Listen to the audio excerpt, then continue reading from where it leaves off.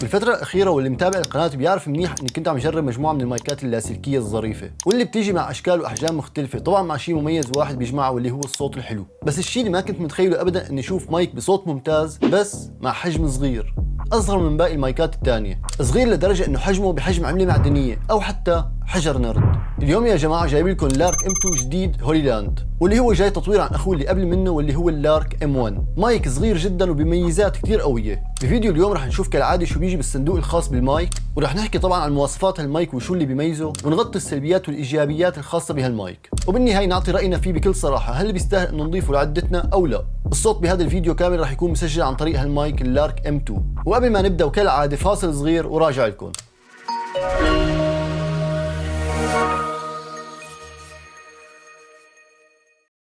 يسعد اوقاتكم، معكم فادي من استوديو فيجن، ورجعت لكم اليوم فيديو جديد. بفيديو اليوم مثل ما حكيت بالمقدمه رح نراجع مع بعض هذا المايك الزغطور من هوليلاند، اللي لا يغركم منظره الصغير لان مواصفاته شيء مرتب، وراح تشتغل معكم باغلب ظروف التسجيل والتصوير. بحب اتشكر هوليلاند على دعمهم لنا وتوفيرهم لهالمايك لحتى نراجع مع بعض سوا ونتعرف عليه اكثر ونعطي راينا فيه بكل صراحه وشفافيه. فاذا كنت مهتم تعرف اكثر عن مواضيع التصوير والمونتاج، صناعه الافلام والمحتوى، بشرفني تعمل اشتراك بالقناه، تفعل زر الجرس ليوصلك كل جديد منا اول باول، واكيد نشر للفيديو بين رفقاتك لنوصل لاكبر عدد ممكن. وبدون اي تاخير عليكم خلونا نفوت بموضوع الفيديو تبعنا مباشرة ونتعرف على محتويات الصندوق سوا.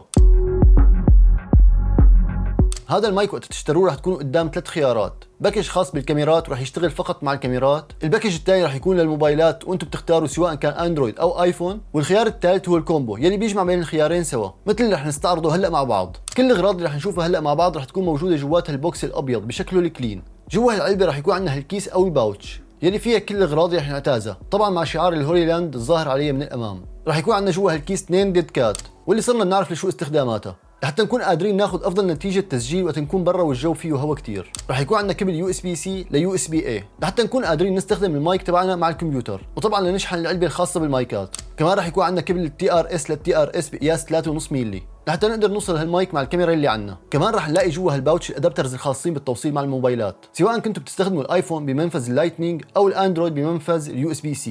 هذا المايك رح يوفر لنا 3 طرق للتركيب والتثبيت على الثياب. اول خيار عن طريق الكليبس الصغيره اللي بتيجي معاه، او عن طريق النكلس اللي فيكم تعلقوها بشكل ظاهري من فوق الثياب او حتى من تحتها، او عن طريق المغناطيس العادي اللي بتيجي اغلب المايكات فيه ومثل ما بستخدمه حاليا. يعني عندكم اريحيه كبيره بخيارات تركيب هالمايك حسب السيناريو اللي انتم شغالين عليه. المايكات طبعا موجودين بهي العلبه الصغيره اللي حجمها بقياس حجم الكرت الشخصي، واللي ممكن تاخذوها معكم بكل سهوله واريحيه. على العلبه من برا رح يكون عندنا 4 لمبات اشاره رح تخبرنا بنسبه شحن العلبه، ومن ورا رح يكون عندنا منفذ USB-C لحتى نشحن العلبه باي شاحن موجود عندنا. جوا هالعلبه رح يكون عندنا 2 ترانسميترز للاشاره ومستقبل واحد. على كل مايك عندكم رح يكون عندنا زر للنويز كانسيليشن، واللي بيعطي اداء كثير حلو اذا كان في اصوات محيطيه مزعجه ما بدنا اياها تطلع بالتسجيل. على المايك نفسه رح يكون عندنا ضوء باللون الازرق، وقت يكون عم يومض بيكون بوضع البيرنج او الاتصال، ووقت يثبت اللون الازرق فبيكون اتصل المايك بالريسيفر. واذا ضغطتوا على زر النويز كانسيليشن رح يتحول هذا اللون الازرق للون الاخضر، وهذا بيعني انه نمط الغاء الضجيج صار شغال عندكم. على الريسيفر رح يكون عندكم زر للتشغيل والطفي، والزر الثاني للتحكم بالتسجيل اذا كان عندكم مونو او ستيريو، بالاضافه لمنفذ USB-C للتوصيل مع الكمبيوتر. بحال بدكم تسجلوا مباشره فويس اوفر لكليباتكم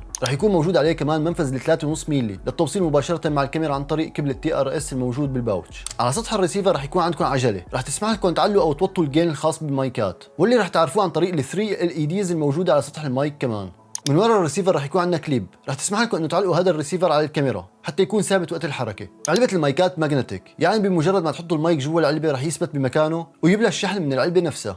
واخر شيء عندنا بهالعلبه هو هالاستيكرات الظراف يلي باستخدامه رح تكونوا قادرين تعملوا كستمايز للمايكات عندكم حسب المود يلي انتم شغالين عليه. يعني حركه ظريفه من هوليلاند وكنوع من التغيير.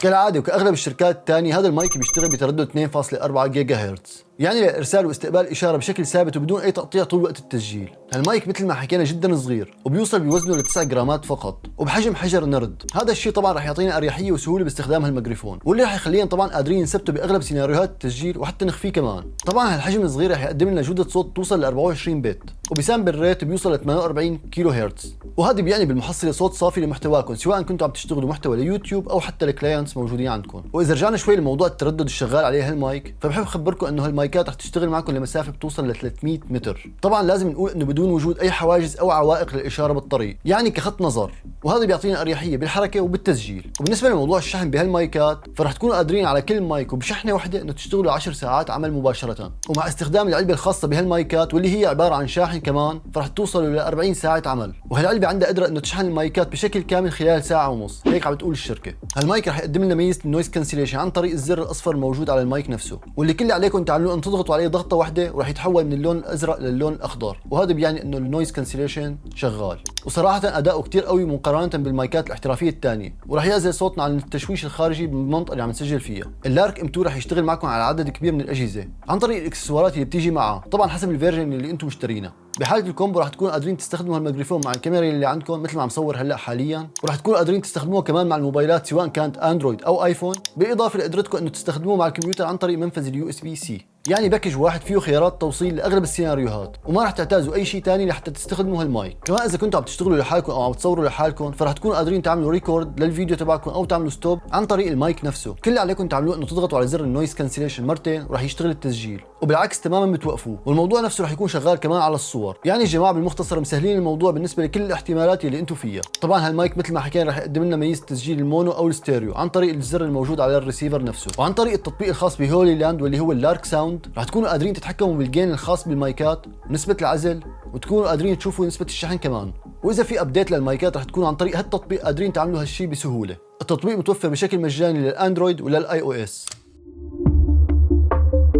كالعاده لازم نجيب سيره الايجابيات والسلبيات الخاصه بكل مايك بنراجعه، لان مثل ما بنقول دائما انه ما في منتج كامل. فخلونا نبلش بايجابيات هالمايك سوا. حجم المايك الصغير ووزنه الخفيف رح يخلونا قادرين نتحرك بكل سهوله ونسجل عليه بظروف تسجيل ممكن تكون صعبه شوي، وما رح يكون ظاهر عنا بالتسجيل اذا حبينا. مناسب لكل حدا حابب يحصل على صوت ممتاز بدون تعقيدات التسجيل، يعني يوزر فريندلي لابعد الحدود. حجم البطاريه اللي بيوصل ل 40 ساعه عمل، وبظن اكثر من كافي لاغلب السيناريوهات اللي عم نشتغل عليها. طبعا مع امكانيه استخدام هالمايك مع اكثر من جهاز اذا كنا اخذين خيار الكومبو. كواليتي صوت 24 بت مع ميزه النويز كانسليشن لكل من الكاميرات والموبايلات. وبالاخير سعر منافس بالنسبه لكل المايكات الاحترافيه الثانيه الموجوده بالسوق. هون عم نحكي على سعر ما بيتجاوز ال $180 لنسخه الكومبو و$150 لنسخ الايفون او الاندرويد. اما بالنسبه لسلبيات هالمايك فبنبدا مع اول شغله وهي عدم وجود شاشه على الريسيفر او الترانسميتر تخبرنا بعلاوه الصوت وباقي خيارات التسجيل. بالعكس هون رح نكتفي بس بالعجله الموجوده على سطح الريسيفر مع ال 3 LEDs الموجوده حدها لحتى نعرف نسبه الجين الخاص بالمايكات. ما في دعم للاف مايك على هالمايكات، وهذا الشيء رح نعذرهم عليه لان حجم هالمايك صغير، وبالتالي شيء بدل شيء. ما في تسجيل داخلي على المايك نفسه، يعني كنوع من الباك اب، يعني بحاصل عندنا شيء وقت التسجيل فيكون عندنا نسخه احتياطيه على المايك نفسه. ما عندكم قدره تستخدموا هالمايك على الكاميرا والموبايل بنفس الوقت، يا بتستخدموه مع الكاميرا او مع الموبايل. ممكن يجي تحديث بالمستقبل يحل هالمشكله. بالنهايه هل بنصح بهذا المايك ولمين بنصح فيه؟ اللارك ام 2 خيار مناسب لصناع المحتوى اللي عم يدوروا على سهوله وسرعه بالاستخدام وبدون الفوت بخيارات وتعقيدات الصوت. بنصح فيه لكل الفلوجرز اللي بيعملوا محتوى بالموبايلات يلي معهم، ولكل حدا بده شيء سريع وصوت وعزل قوي بشكل وايرلس وبدون عجقه الكابلات والتوصيلات. اما اذا كنت انت شخص محترف وبدك تحكم اكثر بخيارات وميزات اكثر فبنصحك تشوف مراجعه المايكات الثانيه الموجوده بالقناه وتختار الشيء المناسب لإلك. رابط لسلسله المراجعات للمايكات الثانيه رح اترك لكم اياه تحت بصندوق الوصف للمهتمين. وهذا كان فيديو اليوم. اذا عجبك لا تنسى تعطيني لايك حلو مثلك، اشتراك بالقناه، تفعل زر الجرس ليوصلك كل جديد منا اول باول، واكيد نشر للفيديو بين رفقاتكم المهتمين يعرفوا اكثر عن الصوت. كنت معكم انا فادي من استديو فيجن، بشوفكم بفيديو جديد. سلام.